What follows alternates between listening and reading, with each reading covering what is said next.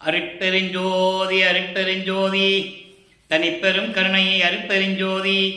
எல்லா உயிர்களும் இன்புற்று வாழ்க, வள்ளல் மலரடி வாழ்க வாழ்க, கொல்லா வருதம் குவளை எல்லாம் ஓங்குக, நல்லோர் நினைத்த நலம் பெறுக, நன்றி நினைத்த எல்லோரும் வாழ்க இசைந்து. உலக மக்களே, அறிவார்ந்த அன்பர்களே, ஆண்மநேய ஒருமைப்பாடுடைய அன்பர்களே, அருட்பெருஞ்சோதி ஆண்டவருடைய திருவிளையாடல்களை பார்த்து கொண்டிருக்கிறோம். அருட்பெருஞ்சோதி ஆண்டவர் இந்த பிரபஞ்சம் தோன்றிய காலத்திலிருந்தே எவ்வளவோ திருவிளையாடல்கள் செய்திருந்தாலும் கூட கலியுகத்தினுடைய கடைசி திருவிளையாடல் மிகவும் முக்கியத்துவம் வாய்ந்தது. காரணம், இந்த 4 யுகங்களிலுமே, இந்த பிரபஞ்சம் தோன்றிய காலத்திலிருந்து 4 யுகங்களிலுமே, கிரேத யுகம், திரேத யுகம், துவார யுகம், கலியுகம், இந்த 4 யுகங்களிலுமே தோன்றிய சமயங்கள், மதங்கள், மார்க்கங்கள் இவற்றுடைய நெறிமுறைகளை பின்பற்றி கொண்டு இதை உருவாக்கியவர்கள் அவர்கள் கருத்துக்கேற்றபடி அவர்களுடைய சமயங்களை, அவங்களுடைய சமயங்களுடைய தலைவர்களை, மார்க்கங்களின் தலைவர்களை உருவகப்படுத்தி வழிபாட்டு முறைகளை அமைத்து அதற்கேற்றபடி கோயில்களையும் அமைத்து மக்களை வழிபட செய்து விட்டார்கள். இந்த பிரபஞ்சம் தோன்றிய காலத்திலிருந்தே அணுக்கள் தவம் இருந்து கொண்டிருந்த போது பிரம்மன், திருமால், ருத்திரன், மகேஸ்வரன், சதாசிவம் போன்ற பத தலைவர்கள் எல்லாம் தவம் இருந்து கொண்டிருந்த போது அருட்பெருஞ்சோதி ஆண்டவர் இவர்களுக்கென்று தொழில்களை கொடுத்து, பிரம்மனுக்கு படைக்கும் தொழில், திருமாலுக்கு காக்கும் தொழில், ருத்திரனுக்கு அழிக்கும் தொழில், மகேஸ்வரனுக்கு மறைத்தல், சதாசிவத்துக்கு அருளல், இப்படி 5 தொழில்களையும் உருவாக்கி இந்த 5 தலைவர்களையும் படைத்து பதத்தலைவர்கள், நல்லா கவனிக்கணும் நீங்கள், பதத்தலைவர்கள் என்பது இறைவனுடைய அருளை பெற்றவர்கள், அவ்வளவுதான். இறைவனுக்கு கீழே செயலாற்றி கொண்டிருப்பவர்கள். அப்போ இந்த நிலையில் அவர்களையெல்லாம் உருவாக்கி அவர்களுக்கென்று உலகங்களை படைத்து, அண்டங்களை படைத்து செயலாற்ற வைத்தார்கள் அருட்பெருஞ்சோதி ஆண்டவர் என்பதை திருவருட்பாவின் பாடல் மூலமாக பார்த்து கொண்டிருக்கிறோம். சிருட்டி தலைவரை, சிருட்டி அண்டங்களை அருள்தொழில் வகுத்த அருட்பெருஞ்சோதி. ஆக இந்த பிரபஞ்சத்தையும் இந்த படைக்கும் தொழிலை செய்யக்கூடிய, காக்கும் தொழிலை செய்யக்கூடிய, இந்த 5 தொழில்களையும் செய்யக்கூடிய பதத்தலைவர்களை உருவாக்கியது அருட்பெருஞ்சோதி ஆண்டவர் என்ற உண்மையை நாம் தெளிவாக பார்க்கிறோம். இப்படியெல்லாம் தோற்றுவித்த காலகட்டங்களில் அந்தந்த யுகங்கள் முடிந்தவுடனே கிரேத யுகத்திலே ஏற்பட்ட கலங்க மார்க்கம், திரேத யுகத்திலே ஏற்பட்ட திராவக மார்க்கம், துவார யுகத்திலே ஏற்பட்ட நவநீத மார்க்கம், கலியுகத்திலே ஏற்பட்ட பஸ்ம மார்க்கம், இந்த மார்க்கங்களாம் அழிந்து விட்டது. மக்களுக்கு தெரியாது, யாரும் சொல்லலை. அப்போ திருவருட்பாவிலே இருக்கின்ற உண்மைகளை நாம் பார்த்து கொண்டிருக்கிறோம். இந்த மார்க்கங்களாம் அழிந்த பிறகு அந்தந்த யுகங்களில் ஏற்பட்ட சமயங்களும், மதங்களும், மார்க்கங்களுடைய நெறிமுறைகளும் மறைந்து விட்டன என்பதை வல்லப்பெருமான் அவர்கள் திருவருட்பாவிலே அருளியதை நாம் பார்த்து கொண்டிருக்கிறோம். சைவ சமயத்தின் தலைவனாகிய சிவபெருமான், வைஷ்ணவ சமயத்தின் தலைவனாகிய திருமால், கௌபார சமயத்தினுடைய தலைவனாகிய முருகன், காணாவத்தியத்தினுடைய தலைவன் விநாயகன், இப்படி ஒவ்வொரு சமயங்களுக்கும் தலைவர்கள் உண்டு. இதையெல்லாம் முடிந்த பிறகு இந்த யுகங்களும் முடிந்துவிட்டது. ஒவ்வொரு யுகத்துக்கும் கால அளவு உண்டு. கிரேத யுகத்திற்கு 17,28,000 வருடங்களும், திரேத யுகத்திற்கு 12,96,000 வருடங்களும், துவார யுகத்துக்கு 8,64,000 வருடங்களும், கலியுகத்திற்கு 5,000 வருடங்களும் என்று ஒரு கணக்கு உண்டு. இதை வல்லப்பெருமானவர்கள் தெளிவாக நமக்கு அருளியிருக்கிறார்கள். ஆனால் ஆதியிலே ஏற்பட்ட இந்த வேதங்களும் சித்தாந்தங்களும் எல்லாம் பிரம்மனுடைய ஆயுள் காலையை நிர்ணயித்து கலியுகத்திற்கு அத்தனை ஆண்டுகள் என்று கூறியிருக்கின்றன. அது உண்மையல்ல என்பதை வல்லப்பெருமானவர்கள் திருவருட்பாவில் நமக்கு அருளியதை பார்க்கிறோம். ஆக இதெல்லாம் முடிந்த பிறகு இப்போ சதுர்யுகம் தோன்றியிருக்கிறது, ஒளியுகம். இந்த ஒளியுகத்தில் இருக்கின்ற மக்களுக்கு ஒரு மார்க்கம் வேண்டும். அந்த ஆன்மீக மார்க்கம் சமரசமாக இருக்க வேண்டும்.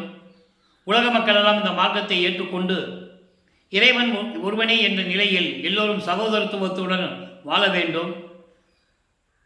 முரண்பாடுகள் இல்லாமல், வேறுபாடுகள் இல்லாமல் ஒற்றுமையுடன் வாழ வேண்டும் என்பதற்காகவே அருட்பெருஞ்சோதி ஆண்டவர் சுத்த சன்மார்க்கத்தை உருவாக்கி அதை தன் மகன் கையில் கொடுத்து உலக மக்களை எல்லாம் சன்மார்க்கத்தில் இணைத்து உலக மக்களால் இன்புற்று வாழ வேண்டும் என்பதற்காகவே தனது அருளால் பெற்றெடுத்த ஒரு ஆண்மகனுக்கு செல்வப்பிள்ளை என்று பெயரிட்டு வளர்த்து கொண்டிருக்கிறார்.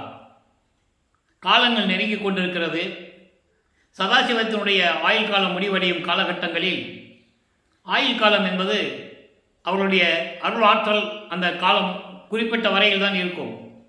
பிரம்மன், திருமால், ருத்திரன், மகேஸ்வருடைய ஆயுள் காலம் முடிந்து, ஆயுள் காலம் என்பது அவருடைய அருளாட்சி காலம் முடிந்து இறைவனுடைய திருவடிகளில் இருக்கிறார்கள் என்பதை நாம் ஏற்கனவே திருவருட்பாவிலே பார்த்து கொண்டிருக்கிறோம். ஆக சதாசிவனுடைய ஆயுள் காலங்களில் 51 ஆண்டுகள் பாக்கி இருக்கும்போது, இந்த 51 ஆண்டுகளுக்கு பிறகு இந்த பிரபஞ்சத்தை இயக்குவதற்கு ஒரு மகன் வேண்டும், ஒரு ஆள் வேணும். அதுக்காகவே தனது மகனை வளர்த்து கொண்டிருக்கிறார் என்பதை நாம் திருவருட்பாவிலே பார்த்து கொண்டிருக்கிறோம். அப்போ தனது மகனை உலகியலுக்கு அனுப்ப வேண்டும், பூலோகத்திற்கு அனுப்ப வேண்டும், உலகியலிலே இருக்க வேண்டும். உலகியலிலே இருக்கின்ற ஒரு தம்பதியருக்கு மகனாக வருவிக்க செய்ய வேண்டும். நல்லா கவனிக்கணும், வருவிக்க செய்ய வேண்டும். பிறக்க வைப்பதல்ல, அவதரிப்பதல்ல. பிறக்கிறவனுக்கும் அவதரிக்கின்றவனுக்கும் பிறப்பு இறப்பு உண்டு. இறைவன் தன்னுடைய சக்தியை ஒரு மகனாக உருவாக்கி இந்த பூலோகத்திற்கு ஒரு தாயின் வழியாக வருவிக்க செய்ய வேண்டும். காரணம், ஏற்கனவே சமயங்களும் மதங்களும் மார்க்கங்களும் சூழ்ந்திருந்த காலகட்டங்களில் மக்களிடம் சொல்ல வேண்டும். அதற்கு மக்களிடம் இருந்து 51 ஆண்டுகள் இருக்க வேண்டும். அதன் பிறகு இது தேவையில்லை என்று சொல்ல வேண்டும். இனிமேல் இது தேவையில்லை, அதெல்லாம் முடிந்து விட்டது, சுத்த சன்மார்க்கம்தான், இப்போ சுத்த சன்மார்க்க காலத்தில் இருக்கிறோம் என்ற நிலையை உலக மக்களுக்கு சொல்ல வேண்டும். அதற்காகவே வருவிக்க விட்டவர் என்பதை திருவருட்பாவிலே பாடல்களின் மூலமாக நாம் தெளிவாக பார்த்து கொண்டிருக்கிறோம். அதற்காகவே என்னை ஈன்றெடுத்த தந்தை என்று கூறுவார். ஆன்ற சன்மார்க்கம் அணிபெற என்னைத்தான் ஈன்று அமுதளித்த இனிய நற்றாயை என்று கூறுவார். இதற்காகவே என்னை ஈன்றெடுத்து இந்த பூலோகத்திற்கு ஒரு தாயின் வழியாக வருவிக்க செய்தார் அருட்பெருஞ்சோதி ஆண்டவர் எனது தந்தை என்று கூறுவார் அருட்பெருஞ்சோதி ஆண்டவராகிய வல்லப்பமானவர்கள். ஆக இந்த நிலையில் இருக்கும்போது இவர் ஒரு தாயின் கருவையிலே கருவுற்றார். அது எப்படி கருவுற்றார் என்பதை ஏற்கனவே நான் விளக்கங்களையெல்லாம் கொடுத்திருக்கிறேன். அப்போ ஒரு தாயின் கருவறையிலே பிண்ட வடிவத்திலே இருக்கும்போது அந்த கருவறையிலே நடந்த திருவிளையாடல்களையும் நாம் பார்த்து விட்டோம். கருவறை இருட்டாக என்று சொன்னது, அப்போ அருட்பெருஞ்சாண்டவர் தன் மகனுக்கு வழிகாட்டியது. ஒரு தாயின் கருவறையிலே இருக்கும்போது பசி என்று சொல்லும்போது தனது தந்தை மகனுக்கு அருளமுதம் ஊட்டியது. உடம்பு புழுக்கமாக இருக்கிறதே, காற்று இல்லை என்று கூறும்போது அமுத காற்று, தென்றல் காற்று வீசியது. தனது மகனை சத்துவ சேட்டைகளில் இருந்தும் பிண்ட துரிசுகளில் இருந்தும், காமம், குரோதம், லோபம், மோகம், மதம், ஆச்சரியம் போன்ற பிண்ட துரிசுகளில் இருந்தும், இந்த தத்துவ சேட்டைகளில் இருந்தும் எப்படி தன்னை காப்பாற்றினார் எனது தந்தை என்பதை தெளிவாக வல்லப்பமான் அருளியதை நாம் பார்த்து விட்டோம். இப்போ ஒரு தாயின் கருவறையிலிருந்து 10 மாதம் இருந்துட்டு வெளியே வரணும். வல்லப்பமான் அவர்கள் வருவிக்க உற்ற இடம் சிதம்பரம் அருகிலே மருதூர் என்ற ஒரு கிராமம்.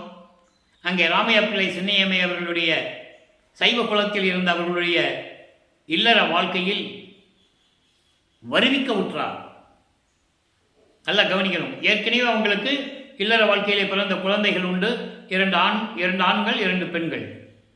இவர் 5வது மகனாக, நல்லா கவனிக்கணும், மகனாக என்று ஏன் சொல்லுகிறேன் என்றால் வல்லப்பமான் அது கூட சொல்ல மாட்டார், வருவிக்க விட்டவன் தான் சொல்லுவார்.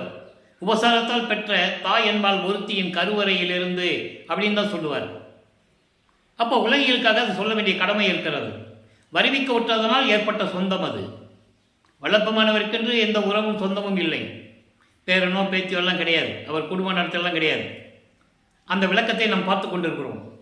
அப்போ இந்த நிலையில் இருக்கும்போது தாயின் கருவறையிலே 10 மாதம் இருந்து வெளியே வருகிறார். அப்போ பிரம்மன், திருமால், ருத்திரன் போன்ற தேவர்களும் முனிவர்களும் ரிஷிகளும் எங்களை எல்லாம் ஆளப்போகும் அருள் கடலை என்று சொல்லி வாழ்த்தி வரவேற்கிறார்கள். அதன் பிறகு 5 மாத குழந்தையாக இருக்கும்போது நமது குழந்தை இறைவனை தில்லை சிதம்பரத்திற்கு அழைத்து செல்லுகிறார்கள்.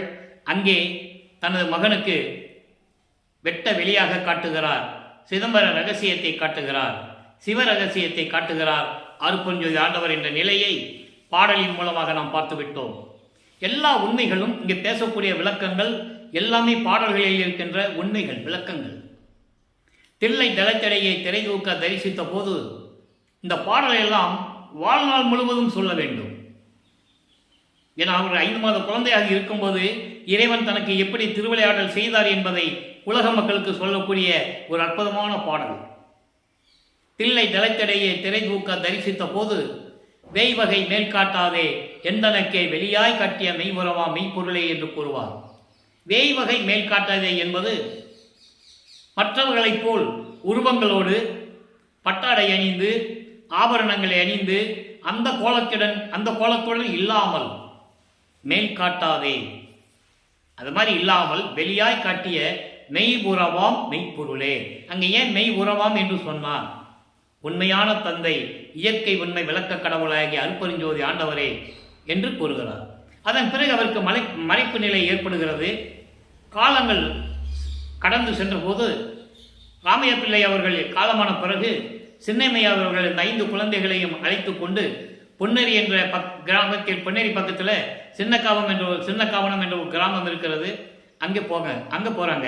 அந்த ஊர் தான் அந்த அம்மாவுக்கு பிறந்த ஊர். அங்கே போய் ஏதாவது வேலை செஞ்சு பழப்பு நடத்திக்கலாம், குழந்தைகளை காப்பாற்றலான்னு போகிறாங்க. அங்கே சில காரணங்களால் இருக்க முடியவில்லை. அதன் பிறகு சென்னையிலே குடியேறுகிறார்கள். சென்னையிலே ஏழுகணர் பகுதியிலே இருக்கின்ற வீராசாமி முதலியார் தெருவிலே குடியேறுகிறார்கள். இப்போ அந்த இடத்துக்கு பேர் வள்ளலார் நகர்னு பேர். நீங்கள் போனால் பார்க்கலாம். குடியேறும்போது நமது குழந்தை இறைவன் வளர்ந்து கொண்டிருக்கிறார். நமது பிள்ளை பெருமான் அவர்கள் வருவிக்கு ஊற்ற ஆண்டு 5/10/1823 ஆண்டு. ஆக இறைவனுடைய திருவிளையாடல் 1823 ஆண்டு ஆரம்பத்திலேயே தொடங்குகிறது. ஏன்னா 10 மாதம் அந்த குழந்தை தாயின் கருவறையில் இருக்கணும் தனது மகன். நல்லா புரிஞ்சுக்கணும் நீங்கள். அப்போ திருவிளையாடல் எப்போ தொடங்குது? 1823 ஆண்டு தொடங்குது. 30/1/1874 இரவு 12 மணி வரைக்கும் திருவிளையாடல் நடக்குது. 30/1/1874 இரவு 12 மணிக்கு தான் சித்தி வளாகத்தில் மேட்டுக்குப்பத்தில் அருட்பெருஞ்சாண்டவர் மகனோட 2 கலந்தது. ஜோதியானது, அருட்பெருஞ்சோதி ஆண்டவரானது. கதவை சாத்திட்டுலாம் அவர் மாயமா போகல, மறையலை, இறைவனானான்னு சொல்லணும். ஆக அந்த நிலையில் இருக்கும்போது 51 ஆண்டுகள் வருது. இந்த 51 ஆண்டுகளை 8 ஆண்டுகளாக பிரித்து தனது மகனுக்கு எப்படியெல்லாம் அருளை கொடுத்தார் என்பதை தான் திருவருட்பாவிலிருந்து பார்த்து கொண்டிருக்கிறோம். முதல் 8 ஆண்டுகள் வரைக்கும், வருவிக்கப்பட்ட 1ஆம் ஆண்டிலிருந்து 8 ஆண்டுகள் வரைக்கும் இறைவன் எந்த அருளையும் தன் மகனுக்கு கொடுக்கவில்லை. நமது குழந்தை இறைவன் வளர்ந்து கொண்டிருக்கிறார். பள்ளியிலே சேர்க்க வேண்டிய வயது வந்துவிட்டது. பள்ளியிலே கொண்டு போய் சேர்க்கிறார்கள். அவரால் படிக்க முடியாது. நான் ஏற்கனவே கூறியது போல தனது மகன் இந்த உலகியல் சந்தை படிப்பை எந்த ஆசிரியரிடமும் கற்றுக்கொள்ளக்கூடாது, யாரையும் குருவாய் ஏற்றுக்கொள்ளக்கூடாது. இந்த நிலையில் இருக்கும்போது அவரை அறியாமலேயே அவர் பள்ளிக்கூடத்திற்கு மனமில்லை, படிப்பதற்கு மனமில்லை. அப்போ வீட்டில் சில பிரச்சனைகள்லாம் வரும். உலகியலில் நடைமுறையில் ஒரு பையனை ஸ்கூலில் சேர்த்தோம்னா, பள்ளிக்கூடத்தில் சேர்த்து படிக்கலைன்னா அந்த வீட்டில் எவ்வளவு பிரச்சனைகள் வரும்னு நமக்கு எல்லாருக்குமே தெரியும். அப்போ இவர் மனம் ஒரு தனிமையான இடம் நாடுகிறது. அந்த இடம்தான் கந்தகோட்டம் என்ற ஒரு இடம். காலையில் எந்திரிக்க வேண்டியது, நேரம் அங்கே போய் அந்த கந்தகோட்டத்தில் போய் உட்காந்துக்க வேண்டியது. அப்போ அங்கே இருக்கிறவங்கெல்லாம், என்ன ராமலிங்கம், என்ன முகம் வாடி போயிருக்கிற, ஏன் பள்ளிக்கூடத்துக்கு போகலையா, வீட்டில் பிரச்சனையா அப்படின்லாம் கேட்பாங்கல்ல. அப்போ அங்கே இருக்கிறவங்களாம் சொல்லுவாங்க, ராமலிங்கம் மனசாந்திக்காக ஏதாவது முருகனை பற்றி பாடேன் அப்படின்னு சொல்லும்போது முருகனை பற்றி பாடுகிறார். இந்த நிலைகளெல்லாம் மாறும்போது 9ஆவது ஆண்டு தொடங்குகிறது. அதாவது 2வது 8. 9ஆவது ஆண்டில் தொடங்கி 16 ஆண்டுகளுக்குள் என்ன நடந்தது என்பதை திருவருட்பாவின் பாடல் மூலமாக பார்த்து கொண்டிருக்கிறோம். இப்போ 9ஆவது ஆண்டு இறைவன் அவர் முன் தோன்றி, மகனை நீ என்னால் வருவிக்க உற்றவன், ஞானத்தை பெற்றுக்கொள், காரண காரியங்கள் எல்லாம் முன்பருவம் பின்பருவம் காட்டி உனக்கு அருள் செய்வேன் என்று கூறி மறைந்து விடுகிறார். இப்போ இறைவனால் வருவிக்கப்பட்ட மகன் என்று மட்டும் அவருக்கு தெரியும். வெளியே யார்ட்டையும் சொல்லவும் முடியாது, சொல்லவும் கூடாது. அது பாடல்களுடைய விளக்கங்களையெல்லாம் நம்ம பார்த்துட்டோம். வேஷம் மட்டும்தான் போடணும்னு சொல்லுவார். அந்த விளக்கங்களையெல்லாம் பார்த்துட்டோம். அப்போ இந்த நிலையில் இருக்கும்போது திருவருள் முறையீடு உதயமாகிறது. 1ஆம் திருமுறை உதயமாகிறது. 8 பதியங்கள், 712 பாடல்கள். 1ஆம் திருமுறையிலிருந்து நாம் திருவருள் முறையீடிலிருந்து இறைவனுடைய திருவிளையாடல்களை பார்த்து கொண்டிருக்கிறோம். அதற்கு முன்னால் இருந்த பதியங்கள் எல்லாம் நாம் ஏற்கனவே 4 ஆண்டுகளாக நாம் பேசிக்கொண்டிருந்த காரணத்தினால் அந்த விளக்கங்களை எல்லாம் மகாதேவ மாலை, திருவடி புகழ்ச்சி விளக்கங்களை எல்லாம் நான் கொடுத்திருக்கிறேன். இறைவனுடைய திருவிளையாடலை மட்டும் திருவருள் முறையீடிலிருந்து நாம் பார்த்து கொண்டிருக்கிறோம். இன்று திருவிளையாடலுடைய பதிவு எபிசோடு 286வது எபிசோடு. அதனால் இதுக்கு முன்னால் நடந்த நிகழ்வுகளை சுருக்கமாக சொல்ல வேண்டிய ஒரு கடமை இருக்கிறது. ஏனென்றால் இன்று பார்க்கிறவங்களுக்கு புதுசாக இருக்கும், விளங்கணும். அவங்களுக்கு வளர்ப்புமான் யாருன்னு உங்களுக்கு விளங்கணும் இல்லையா? இப்போ 9வது ஆண்டிலிருந்து 12 ஆண்டுகளுக்குள் இந்த நிலை தொடர்கிறது. சிவபெருமானை பற்றி பாடுகிறார். என சைவ சமயத்தின் தலைவனாகிய சிவபெருமானை இறைவனாக ஏற்றுக்கொண்டு சைவ சமயத்தின் அடையாளமாகிய திருநூரை பூசிக்கொண்டு உத்தராட்ச மாலை போட்டுக்கொண்டு சிவபெருமானே நமச்சிவாயா, சிவாய நமா, சிவசிவாய் என்றெல்லாம் சொல்லி இறைவனை வழிபட்டு கொண்டிருக்கிறார். சரியை கிரியை யோகம் என்ற 12 நிலைகளிலும் இருந்து கொண்டிருக்கிறார். இது சமயங்களையும் மார்க்கங்களையும் மதங்களையும் சார்ந்த இந்த 12 நிலைகள். அப்போ சிவபெருமானை பற்றி பாடுகிறார். திருவருள் முறையீடிலே 232 பாடலுடைய விளக்கங்களை எல்லாம் பார்த்து விட்டோம். இப்போ சிவபெருமானிடமிருந்து எந்த அருளையும் பெற முடியவில்லை. அதன் பிறகு ஒருவேளை அம்மையை பற்றி பாடினால் அருளை பெற்று விடலாமோ என்ற ஒரு ஏக்கத்தில், ஒரு எதிர்பார்ப்பில், ஒரு தவிப்பில் வடிவுடையம்மனை பற்றி பாடுகிறார். வடிவுடை மாணிக்க மாலை உருவாகிறது. வடிவுடை மாணிக்க மாலை மொத்தம் 100 பாடல்களை கொண்டது. இன்று 62வது பாடலுடைய விளக்கத்தை பார்க்க போகிறோம். இதுவரை 61 பாடலுடைய விளக்கங்களை பார்த்திருக்கிறோம். ஒவ்வொரு பாடல்களிலும் எப்படியெல்லாம் முறையீடு செய்வார் என்பதை தெளிவாக பார்த்திருக்கிறோம். இந்த 62வது பாடல் நல்லா கவனிங்க. கரு வேதனை அற, கரு வேதனை அற என் நெஞ்சகத்தில் களிப்போடு ஒற்றி குருவே. நல்லா கவனிக்கணும். இங்கே தான் குருன்னு சொல்லுவார். வேறு யாரையும் அவர் குருவாக ஏற்றுக்கொண்டதில்லை. ஏன்னா அருப்பஞ்சாண்டவர் அந்த மாதிரி விடமாட்டார், மகனை விடமாட்டார். ஆக ஒற்றி குருவே என்னும் நின் கணவனும், நல்ல கவனிங்க, நின் கணவனும் நீயும் குலவும் அந்த திருவே அருள் செந்திருவே முதல் பணி செய்ய தந்த மருவே மருவும் மலரே வடிவுடை மாணிக்கமே. என் தாயே, என் அம்மையே, உன் கணவனால் நான் வருவிக்க உற்றவன். உனது மகன் நான். தந்தையிடம் முறையிட்டு எந்த பலனும் இல்லை. அதனால் நீ எனக்கு அருள வேண்டும் என்ற நிலையில் இந்த பாடலை நமக்கு அருளியிருக்கிறார்கள். கரு வேதனையற என்பது பிறவி துன்பத்தை, ஒரு உயிர் கருவிலே தங்கி பிறக்கின்ற அந்த பிறவி துன்பத்தை, பிறவி இருந்தால் தானே இறப்பு இருக்கும். பிறவி இல்லை என்றால் இறப்பு இல்லை இல்லையா? சமயங்களையும் மதங்களையும் மார்க்கங்களையும் அவர் சார்ந்திருந்த போது மரணமில்லா பெருவாழ்வு ஒரு நிலை இருக்கிறது அவருக்கு தெரியாது. சுத்த சன்மார்க்கம் இருக்கிறது அவருக்கு தெரியாது. அருட்பெருஞ்சோதி ஆண்டவர் தான் இறைவன் என்றவருக்கு தெரியாது. அது சொல்லவும் தெரியாது அவருக்கு. நல்லா கவனிக்கணும் நீங்க. இப்போ கரு வேதனையற, அப்படிப்பட்ட பிறவி துன்பத்தை நீக்க என் உள்ளத்தில் குடிகொண்டிருக்கின்ற திருவொற்றியூரில் இருக்கின்ற உனது கணவனும், எப்படி சொல்ற பாருங்க, நின் கணவனும் என் உள்ளத்தில், அதாவது பிறவி துன்பத்தை நீக்குவதற்காக என் உள்ளத்தில் குடிகொண்டிருக்கின்ற திருவொற்றியூரில் இருக்கின்ற உனது கணவனும் நீயும் கொஞ்சி குழாவிக் கொண்டிருக்கிறீர்களே என் அம்மையே. குலவும், நின் கணவனும் நீயும் குலவும் அந்த திருவே. உன் மகன் மட்டும் வாடிக்கொண்டிருப்பது உனக்கு அழகா? நீயும் உன் கணவன் மட்டும் கொஞ்சம் குழாவிக் கொண்டிருக்கிறீர்கள். உன் கணவன் யார்? என்னை வருவிக்க செய்தவன். அந்த பிறவி துன்பத்தை நீக்குவதற்காக என் உள்ளத்திலே குடிகொண்டிருக்கின்ற திருவொற்றியூரில் இருக்கின்ற உன் கணவனும் நீயும் கொஞ்சம் குழாவிக் கொண்டிருக்கின்ற என் அம்மையே, நான் மகிழ்வோடு இருக்க வேண்டாமா? எனக்கு அருள், எனக்கு அருள வேண்டும். செந்திருவே முதல் பணி செய்ய தந்த மருவே. அதாவது நீ அருளை கொடுத்து உனக்கு தொண்டு செய்ய வேண்டும் என்று கட்டளையிடக்கூடிய, உனக்கு நான் தொண்டு செய்ய வேண்டும், நீ கட்டளையிட வேண்டும்.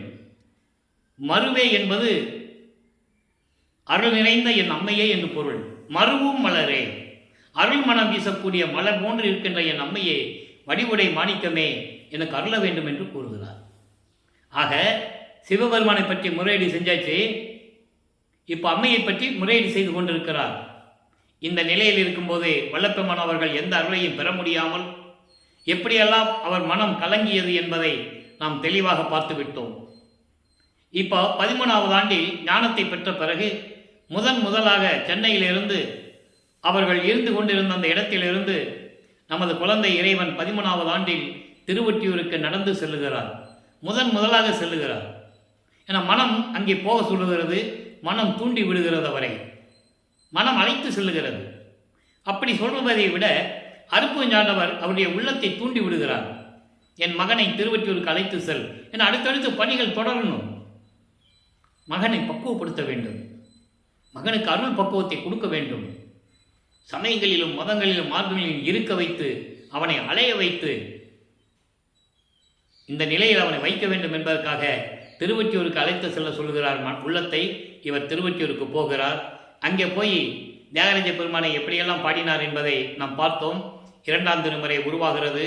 113 பதியங்கள், 1207 பாடல்களுடைய விளக்கங்களை நாம் பார்த்து கொண்டிருக்கிறோம். இதுவரை 27 பதியங்களுடைய விளக்கங்களை பார்த்திருக்கிறோம். ஒவ்வொரு பதியத்திலும் தியாகராஜ பெருமானை எப்படி வழி வணங்குகிறார், எப்படி முறையீடு செய்கிறார், எப்படி விண்ணப்பம் வைக்கிறார் என்ற நிலைகளெல்லாம் நாம் பார்த்து கொண்டிருக்கிறோம். ஒரு பிரயோஜனம் இல்லை. அப்போ திருமுல்லை வாயில் என்ற ஒரு இடத்துக்கு சென்றால் அங்கு அருளை பெற்று விடலாமோ என்று அங்கே செல்லுகிறார். ஏற்கனவே அங்கே ஒரு திருவிளையாடல் நடந்து கொண்டிருந்தது. அங்கே மாசிலாமணி என்ற பெயர் சிவபெருமானுக்கு. அங்கே போய் மாசிலாமணின்னு உருகுவார். எந்த விதமான பலனும் இல்லை. அழுவார், மனம் நொந்து வருந்துவார், கண்ணீர் விட்டு அழுவார். அந்த பாடல்களை படிக்கும்போது நமக்கே கண்ணிலிருந்து தண்ணி அப்படியே வரும், மனம் அப்படி உருகும். அப்படிப்பட்ட பாடல். நீ என்னை இந்த பூலோகத்திற்கு வருவிக்க செய்து விட்டாய், நானும் வந்துவிட்டேன் உன்னை நம்பி. அப்படியே சொல்லுவார். நான் உன்னை பார்ப்பதற்கு இங்கே வந்தால் ஏன் வந்தாய், எதற்கு வந்தாய் என்று கேட்க மாட்டேன் என்கிறாய். ஊமை போல இருந்து கொண்டிருக்கிறாய். கால் வலிக்க உனது மகன் நடந்து வாரேனே, எனக்கு அருளை கொடுக்கக்கூடாதா என்றெல்லாம் பாடுவார். எந்த விதமான பலனும் இல்லை. அன்பர்களே, நான் ஏற்கனவே கூறியிருக்கிறேன், திருவருட்பனுடைய பாடல்களின் மூலமாகத்தான் இறைவனுடைய நிலைகளை கூற முடியும். அதனால்தான் இறைவன் கொடுத்த தயவினால் கருணையினாலும் அந்த விளக்கங்களை இறைவனிடந்து பெற்றுக்கொண்டு உங்களுக்கு அந்த விளக்கங்களை நான் கூறிக்கொண்டிருக்கிறேன். அதை நீங்கள் மனசில் வச்சுக்கணும். ஏன்னா விளக்கம் கிடைக்கிறது ரொம்ப கஷ்டம். அப்போது அங்கிருந்து என்ன பண்ணுவார், இங்கேயும் பிரயோஜனம் இல்லையே, ஒருவரை திருவெள்ளித்தாயத்துக்கு செல்லலாமோ என்று சொல்லி திருவெள்ளித்தாயம் என்ற ஒரு இடம் இருக்கிறது. திருவெள்ளித்தாயம் அது வில்லிவாக்கத்திலிருந்து ஒரு 15 கிலோமீட்டர் இருக்குன்னு நினைக்கிறேன். அங்கேயும் போய் இறைவனை வேண்டுவார். அங்கே சிவபெருமான் கந்த துணியை கட்டிட்டு இருப்பார். நீ எனக்கு ஒரு கந்த துணியை கூட, நானும் கட்டிட்டு நிற்கிறேன். பெற்ற மகனை தெருவில் விட்டு விட்டானே என்று சொல்லி உனக்கு ஒரு இழிச்சொல் வந்துவிடக்கூடாது என்பதற்காகத்தான் நான் கவலைப்படுகிறேன். விரைவில் வந்து எனக்கு அருள வேண்டும் என்று சொல்லி பாடுவார். அந்த விளக்கங்களை எல்லாம் பார்த்து விட்டோம். இப்போ 28வது பதியத்திலே 2ஆம் திருமுறையிலே சந்நிதி முறையீடு என்ற பதியத்தில் இருக்கின்ற பாடலை நாம் பார்த்து கொண்டிருக்கிறோம். இன்று 5வது பாடல் தலத்தனை. இப்போ வளர்ப்பமானவர்கள் 9வது ஆண்டிலிருந்து 16 ஆண்டுகளுக்குள் இருக்கிறார். இந்த 9வது ஆண்டிலிருந்து 16 ஆண்டுகளுக்குள் உருவானதுதான் முதல் திருமுறையும் 2வது திருமுறையும். இப்போ இந்த சந்நிதி முறையிலே என்ன சொல்றாரு, தலத்தனே தில்லை சங்கரனே தலை களத்தனே. களம் என்பது பிச்சை எடுக்கக்கூடிய பாத்திரம். களம் என்பது பிச்சை எடுக்கும் பாத்திரம். தலை களத்தனை என்பது மண்டை ஓடை பிச்சை எடுப்பதற்காக அந்த திருவோடு மாதிரி வச்சிருக்கே இறைவனேன்னு சொல்றாரு. தலை களத்தனே நெற்றிக்கண் உடையாளானே, நலத்தனே ஒற்றி நாயகனே, இந்த மலத்தனையும் வாழ்வித்தல் மாண்பு அதே. சந்நிதி முறையீடு திருவொற்றியூர்களை வச்சு இப்போ ஒரு முடிவு எடுத்துருவார். இனிமேல் திருவள்ளித்தாயத்துக்கும் திருமுல்லை வாயிலுக்கும் போகக்கூடாது. திருமுல்லை வாயிலுக்கும் திருவள்ளித்தாயத்துக்கும் போகக்கூடாது. இப்போ நம்ம திருவொற்றியூர்லேயே இருக்கணும்னு சொல்லி முடிவெடுத்த பிறகுதான் இந்த சந்நிதி முறையீடு நடக்குது. தலத்தனை. தலத்தனை என்பது அம்பலத்திலே இருக்கின்ற இறைவனே, தில்லை சங்கரனே, தில்லையில் இருக்கின்ற இறைவனே, தலைக்களத்தனே, மண்டை ஓட்டை பிச்சை எடுப்பதற்காக திருவுடாக வைத்துக் கொண்டிருக்கின்ற இறைவனே, நெற்றிக்கண் உடையவனே. ஏன்னா சிவபெருமானை அப்படியெல்லாம் வர்ணனை செய்யணும். சமயங்களும் மார்க்கங்களும் அதான சொல்லுது. சிவபெருமான் யாருன்னா நெற்றிக்கண் உடையவன், கழுத்திலே பாம்பு அணிந்து கொண்டவன், காளை வாகனம் மீது வருகின்ற இறைவன், கங்கையை தலையில் சுமந்தவன், பிறைசந்திரனை சூடியவன், இப்படியெல்லாம் அடையாளங்கள் உண்டு. இப்போ அவருக்கு அதான் தெரியும். அதனால சொல்றார், நெற்றிக்கண் உடையவனே, நலத்தனை. நலத்தனை என்பது மலங்கள் நீங்கிய இறைவன்.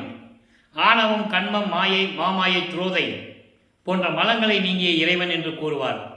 அதை சொல்வது மட்டுமில்லாமல் எனக்கும் அந்த மலங்களை நீக்க வேண்டுமே. எப்படி முறையீடு செய்கிறான்னு நீங்கள் கொஞ்சம் கவனிக்கணும்.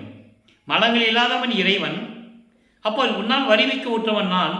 எனக்கும் ஏற்பட்ட அந்த மலங்களை நீ நீக்கணுமே. ஒற்றி நாயகன் இந்த மலத்தேனையும் வாழ்வித்தல் மாண்பதே. உன்னால் வருவிக்க செய்த இந்த மகனுக்கும் இந்த மலங்களை நீக்கி என்னை வாழ்விக்க வேண்டுமே. அது உன் மாண்பு அல்லையா? உனது கடமை அல்லையா? சிவனே, ஒற்றி சிவனே என்றெல்லாம் கூறுவார். திருவொற்றியூரில் இருக்கின்ற சிவனே, தியாகராஜ பெருமானே, எனக்கும் 5 மலங்களை நீக்கி எனக்கு அருள் கொடுக்க வேண்டாமா என்று சொல்லி இந்த பாடலை நமக்கு அள்ளி இருக்கிறார்கள். நல்லா ஒன்று கவனிக்கணும். இப்போ சமயங்களிலும் மதங்களிலும் மார்க்கங்களில் சொல்லப்பட்ட நெறிகளை பின்பற்றி கொண்டிருக்கும் போது எனக்கும் மலங்களை நீக்கெல்லாம் சொல்லுவார். ஆனால் சுத்த சன்மார்க்கத்தை பெற்ற பிறகு மலங்கள் நீக்கியவன் நான், மலங்கள் நீங்கியவன் நான் என்று கூறுவார். அதனுடைய விளக்கங்களை எல்லாம் நம்ம பார்க்க போகிறோம். ஆக மலங்களையும் நீக்கி என்னையும் வாழ்வித்தல் உனது கடமை அல்லவா என்று கூறுகிறார். இப்போ வல்லப்பெருமான் அவர்கள் 2வது எட்டை விட்டுவிட்டு அதை கடந்து வருகிறார். 3வது எட்டுக்கு வருகிறார். 17வது ஆண்டிலிருந்து 24 ஆண்டுகளுக்குள் என்ன நடந்தது என்பதை 3ஆம் திருமுறை உருவாகிறது. அந்த 3ஆம் திருமுறையிலே 19 பதியங்களில் இருக்கின்ற 235 பாடலுடைய விளக்கங்களையும் பார்த்து விட்டோம். அதனுடைய ஒரு சுருக்கம் ஏன்னா சொன்னால் தான் புரியும் உங்களுக்கு.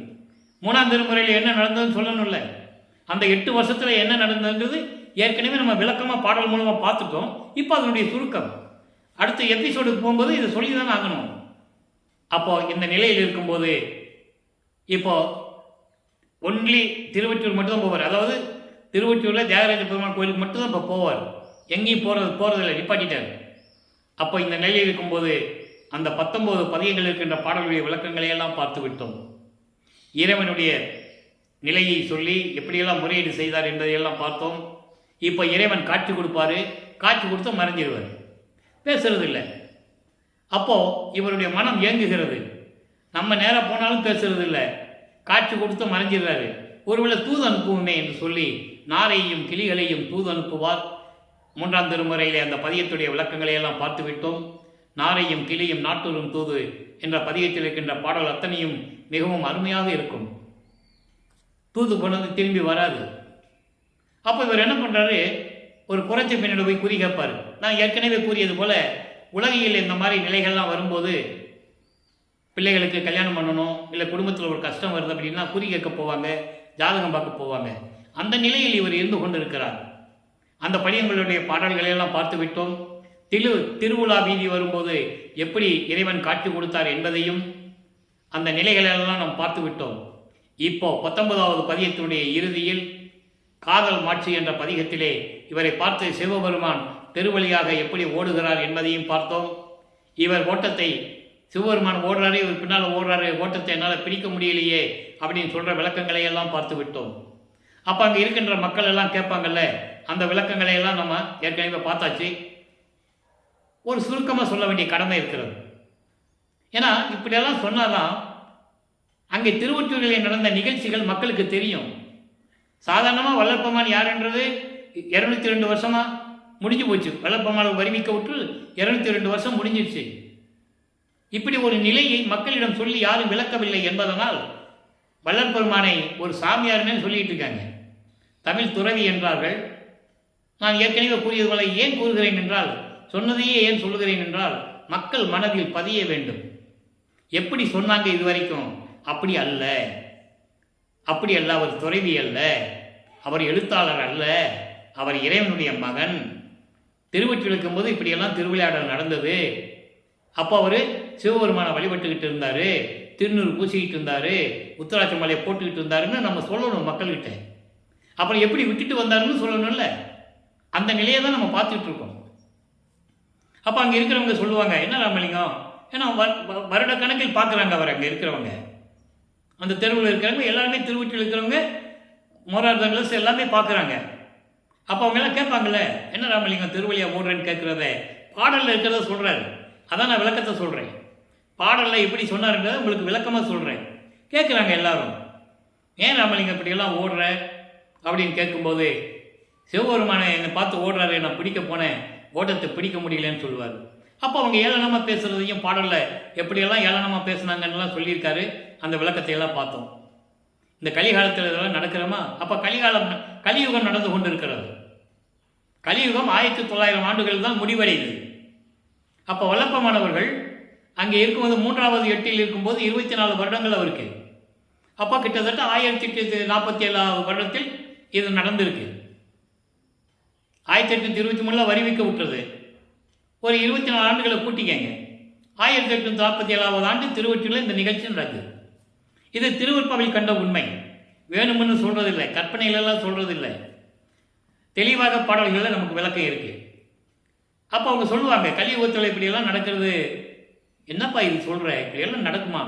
சிவபெருமானம் வந்தாராம், இவர் பார்த்தாராம், தெருவழியாக ஓடினாராம், என்ன விஷயம் ராமலிங்கம்? அதெல்லாம் வேண்டாம், அதெல்லாம் சொல்லாத, நம்ம தகவந்தா ஏதாவது சொல்லு, போய் வேலையை பாரு, முதல்ல இப்படி வாழ்க்கையை வீணாக்கிட்டு இருக்கேன்னு தான் சொல்லுவாங்க. அதை அந்த பாடல்களை எல்லாம் தன்னை ஒரு பெண்ணாக உருவகப்படுத்தி, இறைவனை ஆணாக, அதாவது தலைவனாக உருவகப்படுத்தி, இவரை தலைவியாக உருவகப்படுத்தி அந்த பாடலை எல்லாம் நமக்கு அருளியிருப்பார்கள். அந்த விளக்கங்களை எல்லாம் பார்த்து விட்டோம். இப்போ 3வது எட்டை கடக்கணும். 4வது எட்டில் அடி எடுத்து வைக்கிறார். 4 எட்டம் 32. 25வது ஆண்டிலிருந்து 32 ஆண்டுகளுக்குள் என்ன நடந்தது என்பதை 4ஆம் திருமுறையிலிருந்து 8 பதிகத்திலிருந்து 197 பாடல்களை விளக்கங்களை எல்லாம் நாம் பார்த்து விட்டோம். ஏன்னா ஒவ்வொரு 8 ஆண்டுகளுக்கு வரும்போது அந்த 8 ஆண்டுகளில் என்ன நடந்தது என்பதை உலக மக்களுக்கு சொல்லணும், விளக்கமாக சொல்லணும், மக்களுக்கு புரிகிற மாதிரி சொல்லணும். அப்போ தான் அவரை பற்றி வள்ளலார் யாருன்னு எல்லாருமே தெரியும். பொதுவாகவே வள்ளலார் யாருன்னா எப்படி சொல்லி வச்சுருக்காங்கன்னா, சோறுபட சொன்னார் அப்படின்னு தான் பொதுவாகவே சொல்லி வச்சுருக்காங்க. ஆனால் அந்தந்த காலகட்டங்களில் எப்படி இறைவனுடைய திருவிளையாடல் நடந்தது, புராணங்களிலும் காவியங்களிலும் ஏற்பட்ட திருவிளையாடலாம் சொன்னாங்கல்ல, மக்களுக்கு தெரிஞ்சது. ஆனால் திருவருட்பால் கண்ட திருவிளையாடலை மக்கள் யாருமே சொல்லலை. அதுதான் விஷயமே.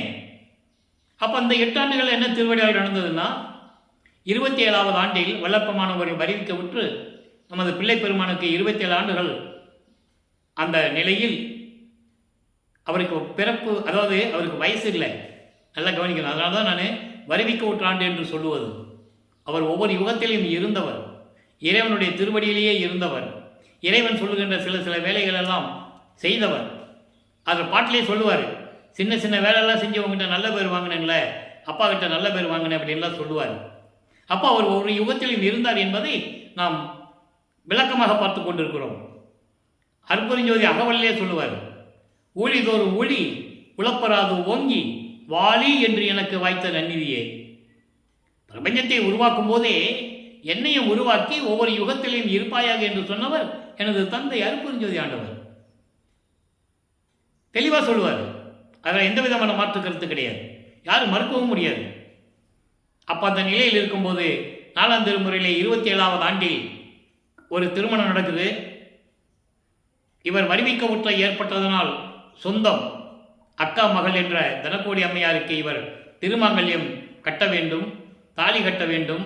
அதனால் அந்த அம்மாவுக்கு சஞ்சீதம், பிராரத்தம், அகாமியம் போன்ற 3 நிலைகள் இருக்கின்ற கர்ம வினைகள் எல்லாம் நீக்கி அந்த அம்மாவுக்கு விமோசனத்தை கொடுக்க வேண்டும், மோட்ச வீட்டை காட்ட வேண்டும். அந்த நிலையில் திருமண ஏற்பாடுகள் நடந்து கொண்டிருக்கிறது. இவர் முதல்ல வேண்டாம் தான் சொல்லுவார், சொல்லிதான் ஆகணும், இது இறைவனுடைய திருவிளையாடல், சொல்லிதான் ஆகணும். ஏன்னா அப்பா சொல்லணும், நீ தாலி கட்டுன்னு அப்பா அருட்பெருஞ்சோதி சொல்லணும். அதுக்காக இந்த திருவிளையாடல் நடந்துகிட்டு இருக்கு. அப்போ இவரை ஒரு சாமியார்ட்ட கூட்டு போவாங்க. அங்கே இருக்கிற சாமியார் பேர், திருவொற்றியூரில் இருக்கிற பேர், அங்கே ஏற்கனவே அப்பன் மகன் சேர்ந்து பேசுகிறது. இப்போ அருட்பெருஞ்சாண்டவர் யாருன்னு அவருக்கு தெரியும், சுத்த சன்மார்க்கம் இருக்கிறது தெரியும். அப்போ இந்த சமயங்களையும் மதங்களையும் மார்க்கங்களையும் விடணும். அப்புறம் இந்த இல்லற வாழ்க்கையை திறக்கணும். தாலி கட்டினாலே இல்லற வாழ்க்கை தானே, அந்த அம்மா இவருக்கு மனைவி தானே ஆகுறாங்க. அந்த பற்றை நீக்கணும். இயற்கையாகவே பாசங்களை நீக்குதல், இறைவனுடைய 8 குணங்கள் அதுவும் ஒன்று. தன்மயத்தனாதல், தூய உடம்பினாதல், இயற்கையை உணர்வினாதல், முற்றிலும் உணர்தல், இயற்கையாகவே பாசங்களை நீக்குதல், முடிவில் ஆற்றல் உடைமை, பேரன்பில் இன்ப உடைமை, வரம்பில் இன்ப உடைமை, இப்படின்னு 8 குணங்கள் உண்டு. இப்போ வல்லப்பமானவர்கள் அந்த ஸ்டேஜில் இருக்கிறார், இயற்கையாகவே பாசங்களை நீக்கணும். அப்போ அந்த நிலையில் இருக்கும்போது திருமண ஏற்பாடுகள் நடந்து கொண்டிருக்கிறது. திருமண மண்டபத்திலே பிரம்மன், திருமால், ருத்திரன் போன்ற பத தலைவர்களும் ரிஷிகளும் முனிவர்களும் சத்தர்களும் சக்திகளும் எல்லாருமே இவரை வாழ்த்துவதற்காக அமர்ந்து கொண்டிருக்கிறார்கள். அது மனுஷங்களுக்கு தெரியாது, மனித கண்களுக்கு, மானிட பிறவிகளுக்கு தெரியாது. அப்போ அந்த கூட்டத்தை பார்க்குறாரு, நேரம் நெருங்கி கொண்டிருக்கிறது, தன் தந்தையும் தாயும் வரவில்லை என்று அவர் மனம் எப்படி துன்பப்பட்டது என்பதை திரு அற்பகாச மாலை பாடல்களிலே நாம் பார்த்து விட்டோம். 100 பாடல்கள். இப்போ தாலி கட்டியாச்சு, அந்த அம்மாவுக்கு மோச்ச வீட்டை காட்டி விமோசனத்தை கொடுத்தாச்சு, அந்த அம்மாவை அதை உணர்ந்தாச்சு. இவர் யார் என்ற உணர்வு அந்த அம்மாவுக்கு தெரியும். அதனால தான் இவர் வீட்டை விட்டு கிளம்பும்போது அவரை ஒன்றும் சொல்லாதீங்கன்னு அந்த அம்மா சொன்னது. அதோடு மட்டுமல்ல, இவரை அங்கே சுத்த சிவஞான வழிக்கு செல்லுவார் என்ற நிலை அந்த அம்மாவுக்கு தெரியும். இதெல்லாம் சூட்சமமான விளக்கங்கள் பாடல்களிலே உண்டு. அன்று இரவே அருப்பஞ்சாண்டவரும் சிவகாமி வெள்ளியும் 2 குதிரை மாட்டின தேரில் வந்து மணமக்களை எப்படி வாழ்த்தினார்கள் என்பதை பாடல்களின் மூலமாக நாம் பார்த்து விட்டோம். இப்போ எல்லா வேலையும் முடித்தாச்சு, வெள்ளாடை போட்டாச்சு, முக்காடு போட்டாச்சு, ரூமுக்குள்ளே உட்காந்து அறைக்குள்ளே உட்காந்து கதவை தாப்பா போட்டார். இனிமேல் திருவொற்றியூருக்கும் போக போகிறதில்லை. முதல்ல திருவள்ளித்தாயத்துக்கும் திருமலை வயலுக்கும் போகக்கூடாதுன்னு சபதம் எடுத்தவர் இப்போ திருவொற்றியூருக்கும் போகக்கூடாதுன்னு சபதம் எடுத்து ரூம்பை போட்டு உள்ளே உட்காந்துட்டார். இப்போ வல்லப்பமானவர்கள் 32வது ஆண்டுகளுடைய இறுதியில் இருக்கிறார். அடுத்த 5வது எட்டுக்கு போகணும். அப்போது அருப்பஞ்சாண்டவர் விண்ணுலகத்திலிருந்து பூலோகத்திற்கு எப்படி வருகிறார், தெருவிலே தனது தந்தை கால் வலிக்க நடந்து வந்து தனக்கு எப்படியெல்லாம் அருளை கொடுத்தார் என்பதை 4ஆம் திருமுறையிலிருந்தே பார்த்து விட்டோம். அன்பு மாலை, அருட்பிரகாச மாலை, பிரசாத மாலை, ஆனந்த மாலை, பத்தி மாலை, சௌந்தரிய மாலை, அபராத மன்னிப்பு மாலை, அதிசய மாலை, இப்படி எல்லா பதியங்கள் இருக்கின்ற பாடல் விளக்கங்களை எல்லாம் பார்த்து விட்டோம். இப்போ வல்லப்பமானவர்கள் 4வது எட்டை முடித்து 5வது எட்டில் அடி எடுத்து வைக்கிறார். 33வது ஆண்டிலிருந்து 40 ஆண்டுகளுக்குள் என்ன நடந்தது என்பதை நாம் ஏற்கனவே திருவிற்பாவில் இருக்கின்ற பாடல்களின் மூலமாக விளக்கமாக பார்த்து விட்டோம். இப்போ நம்ம 6வது எட்டுக்கு போகணும். அப்போ இந்த 5வது எட்டில் என்ன நடந்ததுன்னு சொல்லணும். அது ஒரு சுருக்கம், அதனுடைய விளக்கங்களுடைய ஒரு சுருக்கம். இப்போ 33வது ஆண்டு தொடங்கிச்சு. இப்போ சுத்த சன்மார்க்கத்தை வாங்க போகணும். முதலாக பறந்து சுத்த சிவஞான வழிக்கு செல்லணும். எப்படி 13வது ஆண்டில் திருவொற்றியூருக்கு சென்றாரோ, ஞானத்தை பெற்ற பிறகு 13வது ஆண்டில் எப்படி திருவொற்றியூருக்கு சென்று சமயங்களையும் மதங்களையும் மார்க்கங்களையும் சார்ந்து கொண்டு சிவபெருமானை வழிபட்டு கொண்டிருந்தாரோ, இப்போ அதெல்லாம் விட்டுட்டார்.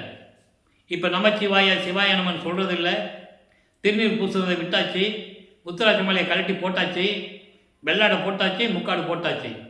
இப்போ தத்துவங்களை கடந்து, அந்தங்களை கடந்து, அண்டங்களை கடந்து, வெளிகளை கடந்து பறந்து சென்று கொண்டிருக்கிறார். பரவெளி, பரம்பரவெளி, பராபரவெளி, பெருவெளி, பெருசுகவெளி, இப்படி வெளிகளை எல்லாம் கடந்து சுத்த சிவஞான வழிக்கு சென்று கொண்டிருக்கிறார். அங்கே சத்தியஞான சபை இருக்கிறது. பொற்சபையும் சிற்சபையும் கூடிய சத்தியஞான சபை. அங்கே மகனை வரவேற்பதற்காக அருட்பெருஞ்சோதி ஆண்டவர் காத்து கொண்டிருக்கிறார். அங்கே சத்தியஞான சபைக்கு வெளியே படிக்கு கீழே தான் இருக்கணும் எல்லாருமே. அந்த விளக்கத்தை நாம் ஒவ்வொரு பாடலின் மூலமாக பார்த்துக்கிட்டு இருக்கோம். உள்ளே போக முடியாதவங்க, ஏன்னா கொலையும் கொலையும் தவிர்த்தவர்கள் தான் சத்தியஞான சபைக்குள்ளே போக முடியும். உயிர்களை கொலை செய்தவன், மாமிச உணவுகளை உண்டவன் அங்கே போக முடியாது. காமத்தில் திளைத்தவன், அந்த பாடலாம் இப்போ நம்ம அனுபவமாலையில் ஒவ்வொரு பாடலாக பார்த்துக்கிட்டு இருக்கோம். இன்றைக்கும் பார்க்க போகிறோம். அவங்களே எங்கே நிற்கிறாங்கன்னு இன்றைக்கும் பார்க்க போகிறோம். அப்போ இந்த நிலையில் இருக்கும்போது தேவர்களும் முனிவர்களும் ரிஷிகளும் பிரம்மன், திருமால் போன்றவர்கள் அதிசயமாக பார்க்கிறார்கள். அதை பாடல்களிலே கூறுகிறார். ஆலியானும் அயனும் அதிசயக்க என்னுள் வாடி அருப்பெருஞ்சோதி மன்னருவே என்று கூறுவார். எல்லாமே அதிசயமாக பார்க்குறாங்க. காரணம், நமது பிள்ளை பெருமானவர்கள் பிரம்மனால் படைக்கப்பட்டவன் அல்ல, படைக்கப்பட்டவர் அல்ல, திருமாலால் காக்கப்பட்டவர் அல்ல. இந்த பதத்தலைவர்களுக்காக அவர் இருந்ததில்லை. வெறுப்பிலேன் மாலையின் பதவி வேண்டி கொல்லென விளிம்பினும் கொல்லேன் என்று சொன்னவர் அவங்க அப்பா கிட்ட. நீ எனக்கு மட்டும், உனக்கு மட்டும்தான் எல்லாமே உண்டு, யாருக்கு நான் தலை வணங்க மாட்டேன் என்றே மெய்கண்ட நான் மற்ற பொய்கண்ட தெய்வங்களை மெகுவேனோ தெளிவாக சொல்லுவார். நீதான் உண்மையான இறைவன் என்று தெரிந்த பிறகு மற்றவர்களும் எனக்கு எதுக்கு? மறந்தும் என்ற நாவால் உரைக்க மாட்டேன் சிறு தெய்வ நாமங்களை சொல்லுவார். சிறு தெய்வங்கள் என்பது அருப்பஞ்சாண்டவரை தவிர இது எல்லாமே சிறு தெய்வங்கள் தான். ஆனால் மக்களிடம் சொல்லும்போது பிரித்து சொன்னார்கள். பலியிடுகின்ற கோயில் தான் சிறு தெய்வ கோயில், எல்லாமே சிறு தெய்வ கோயில் தான் இறைவனை தவிர. அந்த நிலையில் இருக்கும்போது சொல்லுவார், யாரையும் நான் வணங்க மாட்டேன், செத்து செத்து பிறக்கும் இந்த தேவர்கள் என் முன் வலியிலர் என்று சொல்லுவார். வலியிலர் என்பது எனக்கு நிகரானவர்கள் அல்ல, நான் அவர்களை விட வலிமை பெற்றவன், இவர்களெல்லாம் செத்து செத்து பிறக்கணும். திருமலை சொல்லுவார், ஒவ்வொரு அவதாரத்துக்கும் பிறக்கணும் இறக்கணும். ஆனால் ஒவ்வொரு அவதாரம் எடுக்கும்போது வல்லப்பெருமான் இருக்கிறாரு செல்வப்பிள்ளையாக. அருப்பஞ்சாண்டவர் தன் பிள்ளைக்கு செல்வப்பிள்ளை என்று பெயரிட்டு வளர்த்து கொண்டிருக்கிறார். அவர் எல்லாமே பார்த்துட்டு இருக்கார் இந்த பிரபஞ்சத்தை, இந்த பூலோகத்துக்கு வருவதற்கு முன்னாலேயே. அப்போ மகனை வரவேற்கிறார். மகனை இந்த ஆடைகளை கலந்துவிட்டு புனித நீராடி புத்தாடைகளை அணிந்து பட்டாடைகளை அணிந்து பட்டு ஆடைகளை அணிந்து அணிகலன் கலைந்து மங்கள கோலத்துடன் வருவாயாக. இவர் முக்காட்டு பொட்டு போடுறாரு சாமியார் மாதிரி. மகனிட்ட சொல்றாரு, இதெல்லாம் வேண்டாம் மகனே, உனக்கு கிரீடம் சூட்ட வேண்டும், மணிமுகுடம் சூட்ட வேண்டும், இந்த பிரபஞ்சத்தை இயக்கக்கூடிய எல்லா ஆட்சியையும் உனக்கு கொடுக்க வேண்டும் என்று சொல்லி மகனை கட்டளையிடுகிறார். மகனும் அதே நிலையில் மங்கள கோலத்துடன் வந்து இருக்கையிலே அமருகிறார். அவருக்கு அந்த 2.5 நாளிகையில், அதாவது 1 மணி நேரத்திற்குள், ஒரு நாளிகை என்பது 24 நிமிடம், தன் மகனுக்கு மணிமுடி சூட்டி சுத்த சன்மார்க்கத்தை கொடுக்கிறார். மகனே, சுத்த சன்மார்க்கம் இனிமேல் உன் மார்க்கம். அதனால தான் என் மார்க்கம் சொல்லுவார். இனிமேல் உன் மார்க்கம், சாகா கல்வியை கற்றுக்கொள், நான் கற்றுத்தருகிறேன் என்று சொல்லி தன் மகனுக்கு சாகா கல்வியை கற்றுக் கொடுக்கிறார்.